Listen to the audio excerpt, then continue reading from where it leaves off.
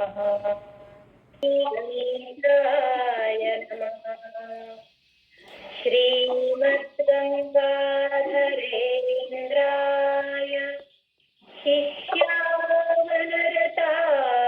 च बुद्धिप्रदाय गुरवे ज्ञानरूपाय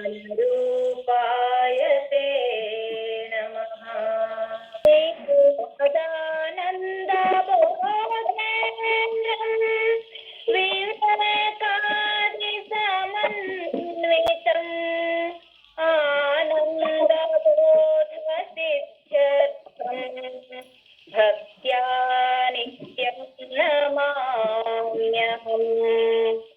श्रीगुरुभ्यो नमः। ईश्वरः सर्वभूतानां देशेऽर्जुन तिष्ठति भ्रामयन् सर्वभूतानि यन्त्रारूढानि मायया तमेव शरणं गच्छ सर्वभावेन भारत तत्प्रसादात् परां शान्तिं स्थानं प्राप्यसि शाश्वतम्। इति ते ज्ञानमाख्यातं स्याद्गुह्यतरं मया विमृशैतदशेषेण यथेच्छसि तथा कुरु सर्वगुह्यतमं भूयः शृणु मे परमं वचः। इष्टोऽसि मे दृढमिति ततो वक्ष्यामि ते हितम्। ईश्वरः सर्वभूतानां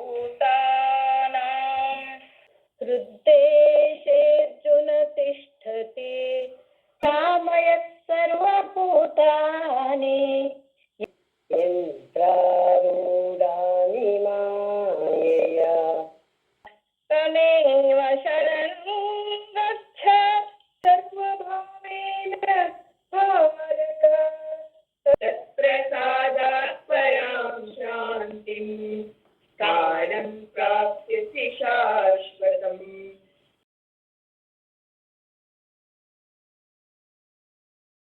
ಭಗವದ್ಗೀತೆಯನ್ನು ಕಲಿತು ಇನ್ನೊಬ್ಬರಿಗೆ ಹೇಳಿಕೊಡಬೇಕು. ಹಾಗೆ ಮಾಡಿದಲ್ಲಿ ಅವನು ನನ್ನನ್ನೇ ಪಡೆಯುತ್ತಾನೆ, ಸಂದೇಹವಿಲ್ಲ ಅಂತ ಕೃಷ್ಣ ಹೇಳಿದ್ದಾನೆ. ರಹಸ್ಯವಾದಂತಹ ನನ್ನಲ್ಲಿ ಶುದ್ಧವಾದಂತಹ ಭಕ್ತಿಯಿಂದ ಯಾವನು ನನ್ನ ಭಕ್ತರಿಗೆ ಉಪದೇಶಿಸುತ್ತಾನೆ, ಉಪದೇಶವನ್ನ ಮಾಡುವಾಗ ಭಕ್ತಿಯಿಂದ ಮಾಡಬೇಕು, ಫಲಾಪೇಕ್ಷೆ ಇಲ್ಲದೆ ಉಪದೇಶವನ್ನ ಕೊಡಬೇಕು. ಅಂತಹ ಒಂದು ವ್ಯಕ್ತಿಯು ನನ್ನನ್ನೇ ಪಡೆಯುತ್ತಾನೆ, ಅದರಲ್ಲಿ ಸಂಶಯವಿಲ್ಲ ಅಂತ ಕೃಷ್ಣನೇ ಭಗವದ್ಗೀತೆಯಲ್ಲಿ ಹೇಳಿದ್ದಾನೆ. 68ನೇ ಶ್ಲೋಕ ಇದು. ಶ್ರೀ ಗುರುಭ್ಯೋ ನಮಃ. ಮನ್ಮನಾ ಭವ ಮದ್ಭಕ್ತಃ ಮದ್ಯಾಜೀವಾಂ ನಮಸ್ಕುರು ಮಾಮೇ ವೈಷ್ಯಸಿ ಸತ್ಯಂತೆ प्रतिजाने प्रियोऽसि मे सर्वधर्मान् परित्यज्य मामेकं शरणं व्रज अहं त्वा सर्वपापेभ्यः मोक्षयिष्यामि मा शुचः। इदं ते नातपस्काय नाभक्ताय कदाचन न च शुश्रूषवे वाच्यं न च मां योऽभ्यसूयति।